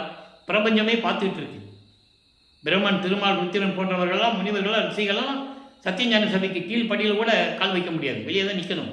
அங்கிருந்து முகத்திலே கோபத்துடன் எப்படியெல்லாம் இருந்தார்கள் என்பதை பாடல்களில் கூறப்பட்ட விளக்கங்களை எல்லாம் பார்த்து விட்டோம். இப்போ ஏமசித்தியை வாங்கியாச்சு, சாகா கல்வியை கற்றுக்கிட்டாச்சு, தத்துவங்களை நிகிரம் பண்ணியாச்சு, தத்துவங்களை கடந்து போயாச்சு. இப்போ கடவுள் நிலை அறிந்து அம்மையமாக வேண்டும். அப்போ கடவுள் நிலை அறிந்து அம்மையமாக வேண்டும் என்பது 16வது நிலை. ஞானசரியை 13, அதான் திரையோதச நிலை என்று கூறுவார். ஞானக்கிரியை, ஞானத்தில் யோகம், ஞானத்தில் ஞானம். அப்போ கடவுள் நிலை அறிந்து அம்மையமாக கூடிய இடம் மேட்டுக்குப்பம் சித்திவளாகம் என்ற இடத்திலே. அங்கே போகும்போது அந்த விளக்கத்தை பார்க்க போகிறோம். இப்போ எல்லா அருளையும் பெற்றுக்கொண்டு வல்லப்பெருமார்கள் பூலோகத்துக்கு திரும்புகிறார். ஏன்னா இன்னும் 19 வருஷம் பாக்கி இருக்கு. இப்போ 42 வருஷம் தான் முடிஞ்சிருக்கு, இன்னி 19 வருஷம் பாக்கி இருக்கு. அந்த நிலையில் கருங்குழியிலே உறைவிடமாக கொண்டுள்ளார். அங்கே கருங்குழியிலே வந்த திருவிளையாடலாம் நம்ம ஏற்கனவே சொல்லிட்டோம். ஏன்னா நேரம் இல்லை, தினமும் அதை சொல்லிட்டு இருக்க முடியாது. அங்கே இறைவனுடைய திருவிளையாடலால் அந்த வெங்கட ரெட்டியார் அவர்கள் சிதம்பரத்திலிருந்து நமது பிள்ளை பெருமானவர்களை அழைத்து வந்து தன் வீட்டிலே அமர வைத்துக் கொண்டார். அப்போ கருங்குழியில் இருக்கும்போது என்ன நடந்தது என்பதை 6ஆம் திருமுறையில் இருக்கிற பாடலின் மூலமாக எல்லா விளக்கங்களையும் பார்த்து விட்டோம். இப்போ வல்லப்பெருமானவர்கள் 6வது எட்டில் இருந்து கொண்டிருக்கிறார். 48 ஆண்டுகளுக்குள் என்ன நடந்தது, 41வது ஆண்டிலிருந்து 48 ஆண்டுகளுக்குள் என்ன நடந்தது என்பதை இப்போ நம்ம லைவாக பார்த்துட்டு இருக்கோம். நல்லா புரிஞ்சுக்கணும் நீங்கள். இப்போ ஜீவகாருண்ய ஒழுக்கம் உருவாகணும், அதுக்கு ஒரு தர்மசாலை வேணும். ஏன்னா ஜீவகாருண்ய ஒழுக்கம் என்பது பசி, பிணி, தாகம், இச்சை, எளிமை, பயம், கொலை, இந்த 7 பிரிவுகள். அப்போ பசியை போக்கணும்னா ஒரு தர்மசாலை வேணும். அப்போ தர்மசாலை இருந்ததுன்னா பிணியோட வருகிறவங்களுக்கு பசியை போக்கிடலாம். தாகத்தை போக்குறது ரொம்ப எளிமையானது. இப்படியெல்லாம் விளக்கங்கள் நிறைய இருக்குது, நம்ம அப்புறம் பார்க்க போகிறோம். இப்போது ஜீவகாருண்ய ஒழுக்கம் உருவாவதற்காக தர்மசாலையை உருவாக்குகிறார். ஏற்கனவே பேசியபடி பார்வதிபுரம் மக்களிடம் பெற்றபடி 23/5/1867 ஆண்டு தர்மசாலையை நிறுவி அணை அடுப்பை மூட்டி அன்றைய உணவை சமைத்து பசியோடு வருகின்றவர்களுக்கு பசியாற்றிக் கொண்டிருக்கிறார். இன்றும் அணை அடுப்பு எரிந்து கொண்டு பசியை போக்கிக் கொண்டிருக்கிறது. இது இறைவனுடைய திருவிளையாடல் என்பதை நான் இங்கே பதிவு செய்ய கடமைப்பட்டிருக்கிறேன். தர்மசாலை என்பது பசியை போக்குவது மட்டும் தர்மசாலை அல்ல. தர்மசாலை என்பது சுத்த சன்மார்க்கத்தின் நெறிகளை கொண்டது. சாலை என்பது நெறிகள், தர்மசாலை என்பது சுத்த சன்மார்க்கத்தின் நெறிகளை கொண்டது. தர்மசாலை எப்படிப்பட்ட அருள் நிறைந்த இடம் என்பதை நாம் பார்த்து கொண்டிருக்கிறோம். ஆக பசியை தீர்த்து கொண்டிருக்கும் போது அதன் பிறகு சங்கராச்சாரியார் வந்தது, அதிசயங்களை எல்லாம் நடத்தியது, ஒரு சிறிய குழந்தையை பல மொழிகளிலே பேச வைத்தது. இதை சங்கராச்சாரியர் பார்த்து வல்லப்பெருமானிடம் சரணடைந்தது. எல்லா நிகழ்ச்சிகளையும் நாம் பார்த்து விட்டோம். 1869 ஆண்டு நீதிமன்றத்திலே ஆறுமுக நாவலார் தொடுத்த வழக்கை வெற்றிகரமாக முடித்துக்கொண்டு இப்போ தர்மசாலையிலே அமர்ந்து கொண்டிருக்கிறார் வல்லப்பெருமான் அவர்கள். அங்கே எப்படி விவாதம் நடந்தது? எந்திரிச்சு நின்னா வழக்கு தள்ளுபடி ஆகாது. அங்கே விவாதம் நடக்கிறது. இவர் நீதிபதிக்கு காட்சி கொடுக்கிறார். நீதிபதி உணர்கிறார். வருங்காலத்தில் திருவற்பாதான் மக்களுக்கு ஏற்றது, உலக மக்களுக்கு ஏற்றது என்ற நிலையில் தீர்ப்பளிக்கிறார். திருவற்பாவை மறுப்பாய் என்று அறிவிக்க முடியாது, இந்த வழக்கை தள்ளுபடி செய்கிறேன் என்று சொல்லி வழக்கை தள்ளுபடி செய்கிறார். இந்த நிலைகளெல்லாம் முடிந்த பிறகு உத்தரஞான சிதம்பரமாலை உருவாகிறது. அதுக்கிற பாடலுடைய விளக்கங்களை எல்லாம் பார்த்து விட்டோம். சமாதி வற்புறுத்தல், எழுவார் மேடை எப்படி அமைந்தது, இந்த காரணங்களை எல்லாம் நாம் ஏற்கனவே விளக்கமாக பார்த்தோம். இப்போ சத்தியஞான சபை உருவாச்சுன்னு நம்ம சொல்லணும். அது இன்னும் காலங்கள் இருக்கிறது. மேட்டுக்குப்பம் போன பிறகு சித்தி வளாகத்தில் இருந்து கொண்டு எப்படி சபையை நிறுவினார் என்பதை நாம் பார்க்க போகிறோம். இந்த சத்தியஞான சபை இங்கே இருக்கிற சபை ஏற்கனவே திருச்சிற்றம்பலத்திலே சுத்த சிவஞான வெளியிலே இருக்கின்ற சத்தியஞான சபை. அதனால்தான் அந்த வடிவின் அமைப்பிலே இந்த வளர்ப்பமானர்கள் உருவாக்கி இந்த உலக மக்களுக்கு அருளினார்கள். கொலையும் புலையும் தவிர்த்ததான் உள்ளே போகணும்னு சொன்னாங்க. அந்த நெறிமுறைகள்லாம் நம்ம பின்னால் பார்க்க போகிறோம். இப்போது தர்மசாலையிலிருந்து கொண்டு நடராஜபதி மாலையும் சர்க்குரி மாலையும் எப்படி உருவாச்சு? அருப்பெருஞ்சோதி நடராஜபதி யார்? சிதம்பரத்தில் இருக்கின்ற நடராஜன் யார் என்ற விளக்கங்களை எல்லாம் நாம் ஏற்கனவே பார்த்து விட்டோம். சிதம்பரத்தில் இருக்கின்ற நடராஜன் சமய மதங்களையும் மார்க்கங்களையும் சார்ந்த ஒரு இறைவன், அதை சார்ந்த ஒரு தலைவன். சிவபெருமானுடைய ஒரு கூறு என்பது ஒரு பகுதி. சிவபெருமான், நடராஜன், தியாகராஜன், சொக்கநாதன், இப்போ அந்தந்த இடங்களுக்கு ஏற்றபடி பெயர்களுக்கு ஏற்றபடி திருவிளையாடல் நடந்து கொண்டிருந்த ஒரு நிகழ்ச்சி. நல்லா புரிஞ்சுக்கணும் நீங்கள். ஆனால் சுத்த சன்மார்க்கனா இப்படி தான் இருக்கணும்னு ஒரு வழிமுறைகள் இருக்கிறது, நெறிமுறைகள் இருக்கிறது. சமயங்களையும் மார்க்கங்களையும் மதங்களையும் சார்ந்து இருந்தால் எப்படி வேணால் இருக்கலாம். நீங்கள் என்ன வேணால் சாப்பிடலாம், எப்படி வேணால் வாழலாம். ஆனால் சுத்த சன்மார்க்கத்தில் இருக்க முடியாது. அந்த நெறிமுறைகளை எல்லாம் எப்படிப்பட்ட நெறிமுறைகள் என்ற விளக்கங்களை பின்னால் பார்க்க போகிறோம். இப்போ தன் தந்தையை அழைக்கிறார். ஏன்னா 48 ஆண்டுகள் முடிய போகுது. தர்மசாலையில் இருந்த காலம் முடிய போகுது. இப்போ வளர்ப்பமானவர்கள் அறிவிக்க விட்டு 48 ஆண்டுகள் ஆகிவிட்டது. நீ மீதி இருக்கிற 3 ஆண்டுகள் தான் அங்கே சித்தி வளாகம். அப்போ தந்தையை வரவேற்கிறார். எப்படி வரவேற்கிறார் என்ற பாடல்களெல்லாம் பார்த்து விட்டோம். இன்று 114வது பதிகம் ஞான மருந்து என்ற பதிகத்திலே 2வது பாடல். ஞான மருந்து என்பது இறைவன். மருந்து என்பது இறைவனை தான் மருந்து என்று சொல்லுகிறார். மெஞ்ஞானம் கொண்ட இறைவன் என்று சொல்லுகிறார். எல்லாம் செய்யவல்ல மருந்து, என்னுள் என்றும் விடாமல் இனிக்கும் மருந்து, சொல்லால் அளவா மருந்து, சுயம் ஜோதி அருப்பெருஞ்சோதி மருந்து. சமயங்களையும் மார்க்கங்களையும் சாடிக்கொண்டிருந்த போது அங்கே சிவபெருமான் நமச்சிவாய் என்று சொல்லுவார். இப்போ அதெல்லாம் விட்ட பிறகு இயற்கை ஆதியும் அனாதியாக தோன்றிய இறைவன், சுயமாக தோன்றிய இறைவன் அருப்பெருஞ்சோதி என்று இங்கே சொல்லுகிறார். அந்த வேறுபாடை நீங்கள் புரிஞ்சுக்கணும். ஏனென்றால் அதை சொல்லுவதற்காகத்தான் இந்த பூலோகத்திற்கு தந்தையினால் வருவிக்க உற்றவர் என்பதை நீங்கள் புரிந்து கொள்ள வேண்டும். எல்லாம் செய்யவல்ல மருந்து, எல்லா அருள்களையும் கொண்டு இந்த பிரபஞ்சத்தை எல்லா அருளாட்களையும் செய்யக்கூடிய இறைவன், என்னுள் என்றும் விடாமல் இனிக்கும் மருந்து, என் உள்ளத்தில் நிலையாக இருக்கக்கூடிய மருந்து இறைவன் அருப்பெருஞ்சோதி. அகவல்ல சொல்லுவார், எம்மை என்னும் என்னை விட்டு இறையும் பிரியாது அம்மையும் அப்பனுமாம் அருப்பெருஞ்சோதி. அதை தான் இங்கே சொல்கிறார். என்றும் பிரியாமல் இருக்கின்ற மருந்து அந்த இறைவன் அருப்பெருஞ்சோதி. சொல்லால் அளவா மருந்து, சொல்ல முடியாத அளவிற்கு சொல்வதற்கு அரிய நிலையில் இருக்கின்ற இறைவன், சுயமாக தோன்றிய இறைவன். அதை பின்னாலேயே சொல்லுவாரே, சுயம் ஜோதி சொல்லிட்டாரா? சுயம் ஜோதி அருப்பெருஞ்சோதி மருந்து. சுயம் ஜோதியாக தோன்றிய அருப்பெருஞ்சோதி ஆண்டவர், எல்லாம் செய்ய வெல்லக்கூடிய இறைவன், என் உள்ளத்திலே நிலையாக இருந்து கொண்டு இனித்திக் கொண்டிருக்கின்ற இறைவன், தித்திப்பாக இருக்கின்ற இறைவன், என் உள்ளத்திலே வாழ்ந்து கொண்டிருக்கின்ற இறைவன், சொல்ல முடியாத அளவிற்கு ஒப்பற்ற நிலையில் இருக்கின்ற இறைவன். சொல்லிட்டாரா?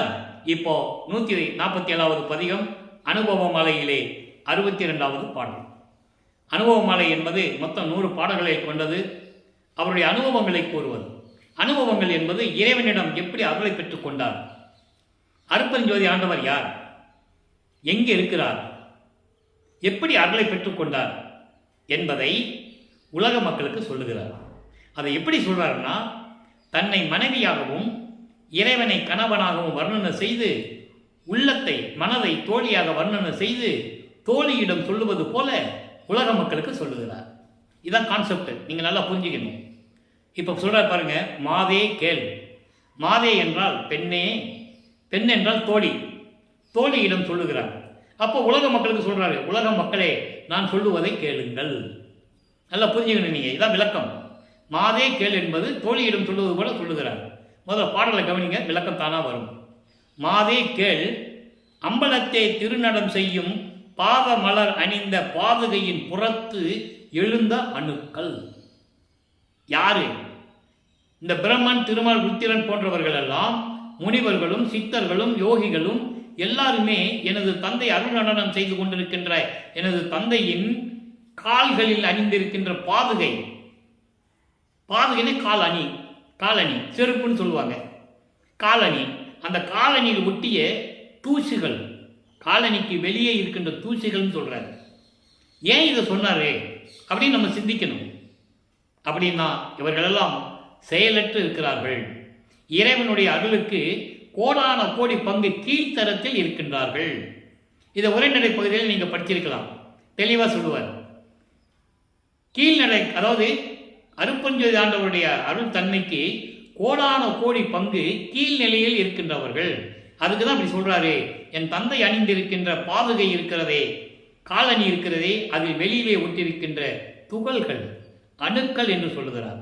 அதை 6ஆம் திருமுறையிலே சொல்லுவார். 44வது பதிகத்தில் திருவடி நிலை என்ற பதிகத்தில் 10 பாடல் இருக்கு.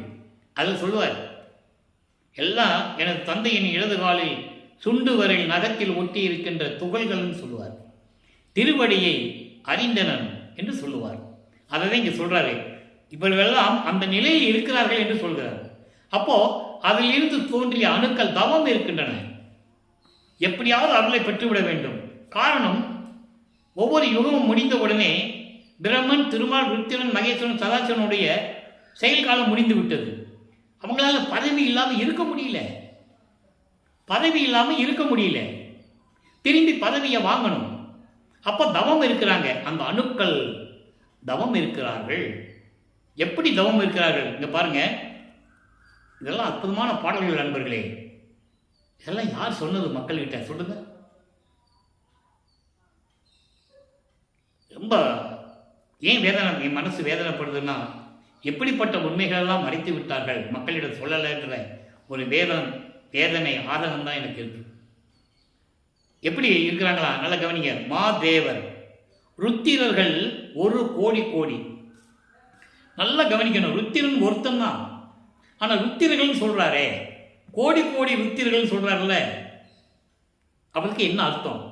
கோடி கோடி ருத்திரர்கள், கோடி கோடியான ருத்திரர்கள் கிடையாது. ஒரு இடத்துல சொல்லுவார், கோடி என்பது பல வகைகள்னு சொல்லுவார். 6 கோடி அந்தங்கள்னு சொல்லுவார். 6 கோடி அந்தங்கள் என்பது 6 வகையான அந்தங்கள்னு சொல்லுவார். கலாந்தம், யோகாந்தம், போதாந்தம், நாதாந்தம், சித்தாந்தம், வேதாந்தம். அதே தான் ருத்திரர்கள் பல கோடி என்பது அவருடைய அருள் காலம் முடிந்த உடனே பல உருவங்களிலே தோற்றம் எடுக்கிறார்கள். பல இடங்களிலே இருந்து கொண்டு தவம் செய்து கொண்டிருக்கிறார்கள். நல்லா கவனிக்க நீங்க. மாதேவர்களும் முனிவர்களும் ருத்திரர்களும், ருத்திரர்கள் என்பது ஒவ்வொரு இடத்துக்கு ஏற்றபடி இருக்கிறது. இப்போ நீங்கள் வழக்கத்துக்கு நீங்கள் பார்க்கலாம். இப்போ சிவபெருமான் தில்லையில் இருக்கிறேன்னு சொல்கிறாங்க, திருவொற்றியூர் இருக்கிறேன்னு சொல்கிறாங்க, மதுரையில் இருக்குன்னு சொல்கிறாங்க இல்லையா? அந்த மாதிரி அங்கங்கே ஒரு திருவிளையாடல் நடந்திருக்கு. அதே மாதிரி திருமாலை எடுத்துக்கங்க, ஸ்ரீரங்கத்தில் ஒன்று சொல்லுவாங்க, திருப்பதியில் ஒன்று சொல்லுவாங்க. அப்படி ஒவ்வொரு இடத்துலையும் ஒரு இது இருக்குது.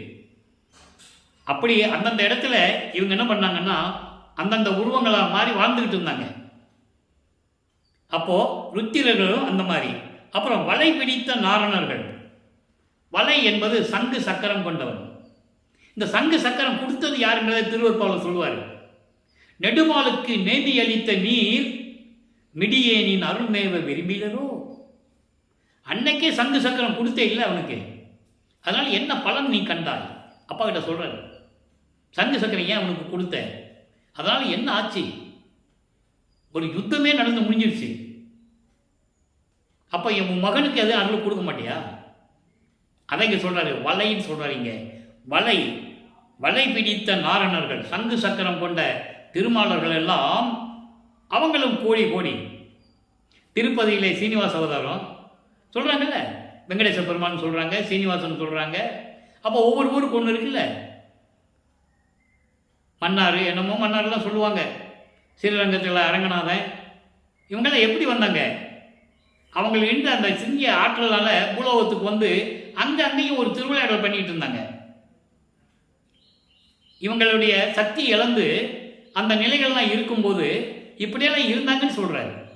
அப்படி புரந்தர்கள் பல கோடியாக உருப்புனைந்து சொல்லிட்டாரா? உருப்புனைந்து என்பது அந்தந்த இடத்துல அந்தந்த உருவம் எடுத்துக்கிறது. புரந்தர்கள் என்பது, புரந்தன் என்பது இந்திரன். அவனுடைய நிலைப்பாடுகள் தான் ரொம்ப காம லீலைகள்லாம் ரொம்ப நிறைந்தவன் அவன். அதான் சொல்றாரு, புரந்தர்கள் இந்திரன். அவன் நினைச்ச சேவல் உருவெடுப்பான். அந்த பாட்டெல்லாம் விளக்கத்தை பார்த்துட்டு வந்தோம்.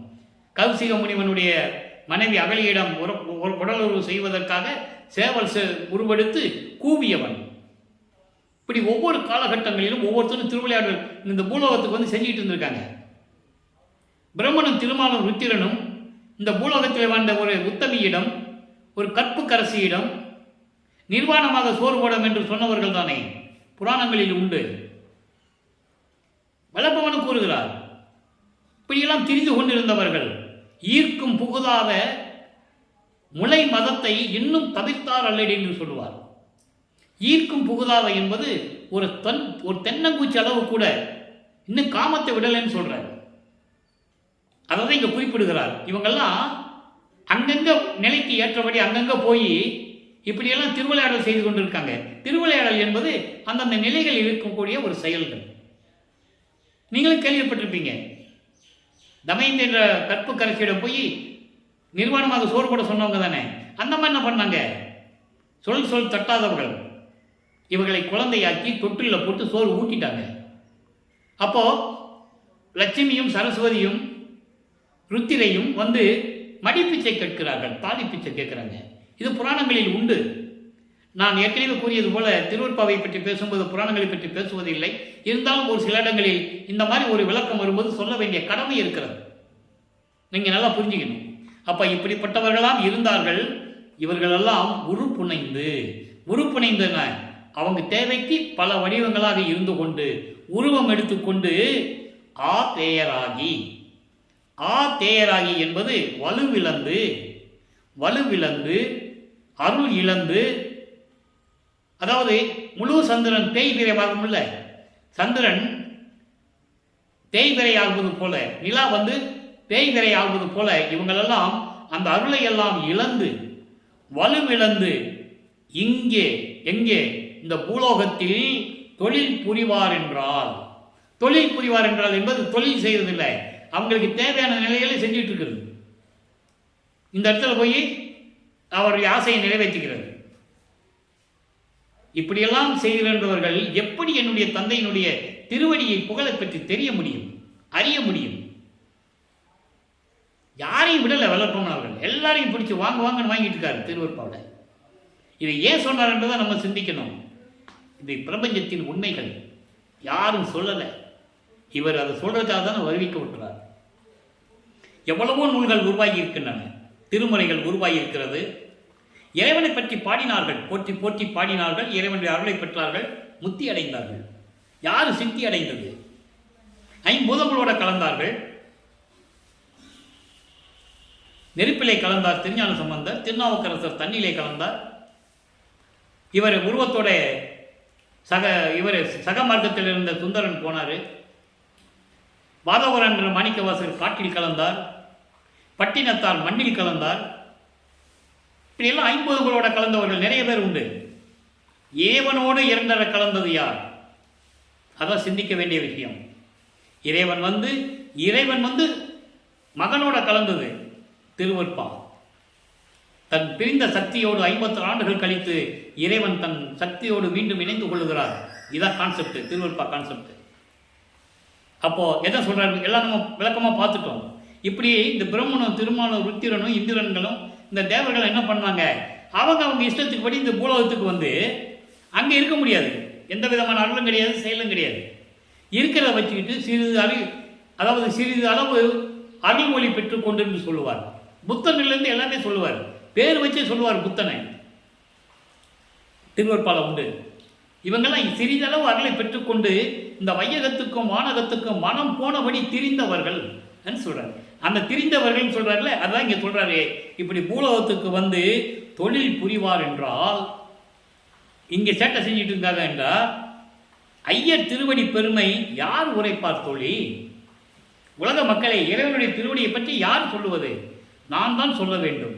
நான் தான் சொல்லுவதற்கு வலிமை உள்ளவன், கடமைப்பட்டவன் என்று கூறுகிறார்.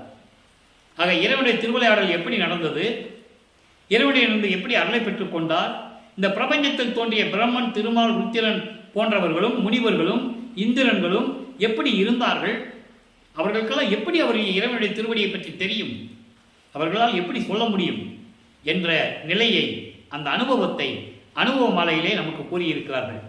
எனவே அன்பர்களே, இறைவனுடைய திருவிளையாடலை ஒவ்வொரு நாளும் நாம் பார்த்து கொண்டிருக்கிறோம். ஒவ்வொரு பாடலிலும் எப்படியெல்லாம் தன்னுடைய அனுபவங்களை கூறுகிறார் நமது இறைவன் வல்லற்பமானவர்கள், நம்மளையெல்லாம் படைத்து காத்து கொண்டிருக்கின்ற அருப்பெருஞ்சோதி ஆண்டவராகிய இறைவன். அருப்பெருஞ்சாண்டவர் அவர் ஒன்று தான். அந்த முடிவான முடிவை தான் நம்ம பின்னால் பார்க்க போகிறோம். எனவே இப்போ நீங்கள் சுத்த சன்மார்க்கத்தில் இணைந்து கொலையும் புலையும் தவிர்த்து அருப்பெருஞ்சோதி அருப்பெருஞ்சோதி தனிப்பெருங்கண்ணை அருப்பெருஞ்சோதி என்ற மகாமந்திரத்தை உச்சரித்து இறைவனுடைய அருளையும் செல்வங்களையெல்லாம் பெற்று இந்த வையகத்திலே நீங்கள் நோயற்ற வாழ்வில் வாழ வேண்டும், மரணமில்லா பெருவாழ்வில் நீங்கள் இருக்க வேண்டும் என்று இறைவனுடைய தயவோடையும் கருணையோடையும் இந்த வள்ளலார் ஒளியன் வேண்டிக் கொண்டு விடைபெறுகிறேன். நன்றி, வணக்கம். அருட்பெருஞ்சோதி அருட்பெருஞ்சோதி தனிப்பெருங்கருணை அருட்பெருஞ்சோதி. நாளையும் இறைவனுடைய திருவிளையாடல் தொடரும். கண்டு மகிழ்ந்து இறைவனுடைய அருளை பெற்றுக்கொள்ளுங்கள்.